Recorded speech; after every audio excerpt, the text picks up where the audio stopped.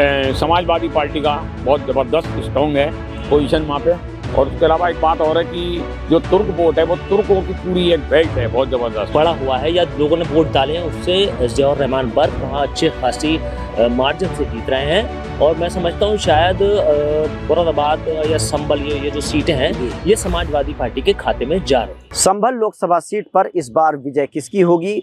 मतदान हो चुका है, नतीजे आने हैं। उससे पहले हमारे साथ जो वरिष्ठ पत्रकार हैं उनका एक पैनल है, उनसे हम बात कर लेते हैं कि इनके हिसाब से इस बार जीत किसकी हो रही है। खन्ना जी, आप बताइए, अनुभवी पत्रकार हैं, संभल लोकसभा सीट पर इस बार कौन जीत रहा है? क्योंकि 2014 में भाजपा जीती थी, 19 में सपा, और इस बार 24 में किसका पलड़ा भारी लग रहा है आपको? इस बार क्योंकि वर्क साहब का देहांत हुआ और उनके बाद उनके पोते को जो है टिकट मिला, उसकी सहानुभूति की लहर भी संभल में काम कर रही थी। और जातीय जो गणना है उसके अनुसार भी समाजवादी पार्टी का बहुत ज़बरदस्त स्ट्रॉन्ग है पोजीशन वहाँ पे। और उसके अलावा एक बात और है कि जो तुर्क वोट है वो तुर्कों की पूरी एक बेल्ट है, बहुत ज़बरदस्त। जो एक तरफा वर्क साहब को जब वहाँ के एक स्थानीय सपा के बहुत बड़े नेता ने भी विरोध करा, खुल के विरोध करा, उसके बाद भी वर्क साहब को वो नहीं हरा पाए। तो इकबाल महमूद इस बार तो साथ आ गए थे, नवाब और बर्क परिवार एक हो गया इस बार। मैंने नाम नहीं लिया क्योंकि मेरे वो रिश्तेदार हैं एक तरह से, इकबाल महमूद साहब मेरी ननियाल है संभल की, इसलिए मैंने नाम नहीं लिया। लेकिन इस बार वो ये जैसे डबल इंजन की सरकार काम कर रही है, ऐसी वहाँ डबल इंजन काम कर रहा था इकबाल महमूद और वर्क की पार्टी। तो ज़ियाउर रहमान बर्क जीत जाएंगे बहुत जबरदस्त वोटों से। कितने वोटों से? लगभग मैं 1 लाख से ऊपर मान रहा हूँ। अच्छा, कम से कम। आप बताइए, आपको क्या लगता है संभल लोकसभा सीट में जो है, मुरादाबाद की भी 2 विधानसभाएं हैं, कुंदर की और बिलारी, मुस्लिम बहुल सीट कहलाती है। इस बार क्या लग रहा है आपको, भाजपा 2014 को दोहरा पाएगी कि नहीं? परमेश्वर लाल सैनी जीतेंगे कि नहीं? देखिए, सबसे पहले तो मैं ये बता दूं कि डॉक्टर बर्क एक ऐसा नाम था जिसे मैं समझता हूँ हिंदुस्तान में हर कोई जानता है। और ज़ियाउर रहमान बर्क डॉक्टर बर्क के पोते हैं, क्योंकि उन्हें टिकट मिलने के बाद उनका देहांत हुआ था और अब वो टिकट जो है वो ज़ियाउर रहमान बर्क को मिला है। आपने उनके जनाजे में जो उनकी यात्रा थी, अंतिम यात्रा, उसमें देखिए कि जो भीड़ थी ना, अगर वो भीड़ वोटों में कन्वर्ट हो गई तो ज़ियाउर रहमान बर्क को कोई नहीं हरा। मतदान तो हो गया, आपने क्या देखा मतदान वाले दिन? जिस तरह से कुछ तस्वीरें भी आई। जी, मैं वही कह रहा हूँ।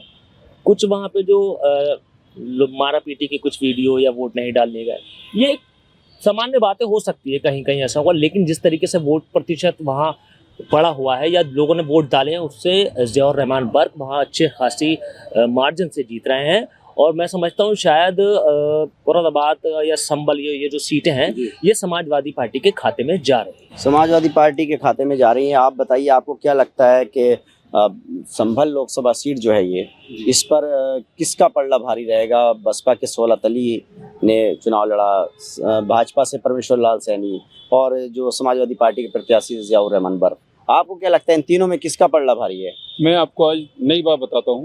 मैं कुंदर के क्षेत्र में गया, हाथीपुर चीतू भी गया और कमालपुर गांव हो गया। मैंने एक नई चीज देखी, वहाँ पर जाटो समाज जो है वो भी साइकिल वोट दे रहा था। अच्छा, जो जिसको आप कह रहे हैं 16 तली वोट, वहाँ पर मेरे जो मिलने वाले थे, मैं उनसे कहा, मैंने भाई आप बोले हम तो साइकिल वोट दे रहे हैं। मेरे क्यों? क्योंकि वर्क साहब का नाम इतना बड़ा है, कह रहे हैं उनके बराबर का है ही नहीं, और हम वोट खराब क्यों करेंगे? दूसरी बात, ज़ियाउर रहमान यंग लड़का है, अभी उन्होंने, उनके दादा ने उनको अपने सामने लॉन्च कर दिया, MLA बनाया, तो उन्होंने जो सीख उनको दे गए हैं। ज़ियाउर रहमान साहब के मेरी बात हुई, बोले जो सीख मेरे दादा मुझे दे गए मैं उस पर ही चलूंगा। लेकिन परमेश्वर लाल सैनी को हमने देखा कि काफी मुसलमान भी उनके साथ थे पूरे चुनाव प्रचार में, मतदान वाले दिन भी उनके साथ घूम रहे थे। उनका कहना था कि हिंदू मुस्लिम सिख ईसाई सबका मुझे वोट मिल रहा है। तो क्या लग रहा है आपको? मैं आपको बता दूं, सब कैंडिडेट हो रहे हैं, सब दे रहे हैं, लेकिन जब लहर चली तो मैं आपको जनरल बता रहा हूँ, जमीनी स्तर बता रहा हूँ कि वहाँ पे जाटो समाज ने भी साइकिल वोट दे दिया। बहुजन समाज पार्टी का जो वोटर था वो भी मतलब कन्वर्ट हो गया। आप बताइए, आपको क्या लगता है कि ये जो संभल लोकसभा सीट है, इस पर मुकाबला कैसा है? किस किस के बीच में आपको लग रहा है कि जीत किसकी होगी? देखिए, संभल लोकसभा का जो अपना इतिहास है वो समाजवादी पार्टी का गढ़ रहा है। मुलायम सिंह यादव जी वहाँ सांसद रहे, DP यादव सांसद रहे, तो मुलायम सिंह यादव खुद कहते थे कि सैफई के बाद मेरा दूसरा घर संभल है।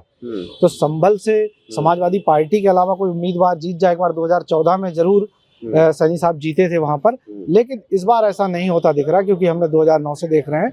और जो अभी तक का वोटिंग पैटर्न है, जो वोट परसेंटेज है अपने अपने कम्युनिटी का, तो उस हिसाब से 8 लाख से अधिक मतदाता जब मुस्लिम वहाँ पर हैं, और भाजपा के जो उम्मीदवार थे परमेश्वर लाल सैनी जरूर पिछड़े वर्ग से थे, लेकिन वोट बैंक की बात करें तो समाजवादी पार्टी बहुत मजबूत थी। जो अभी हमारे साथियों ने भी कहा कि बहुजन समाज पार्टी का जो दलित वर्ग है, जो बीजेपी ने 400 का नारा दिया और एक जो ग्राउंड पे बात पहुंच गई संविधान और आरक्षण से छेड़छाड़ की, तो ये बीजेपी के लिए बहुत ही खतरनाक साबित हो रहा है। हर पोलिंग सीट पर जहाँ जहाँ भी चुनाव हो रहा है, जैसे जैसे चुनाव जा रहा है, तो जो पहले चरण में शुरुआत हो गई वो संभल में भी दूसरे चरण में हमें देखने को मिली।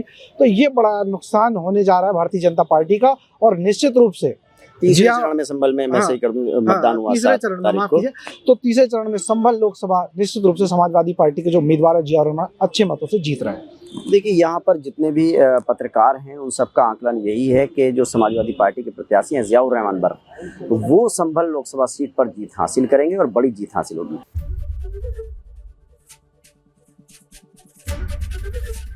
एबीपी गंगा, खबर आपकी, जुबान आपकी।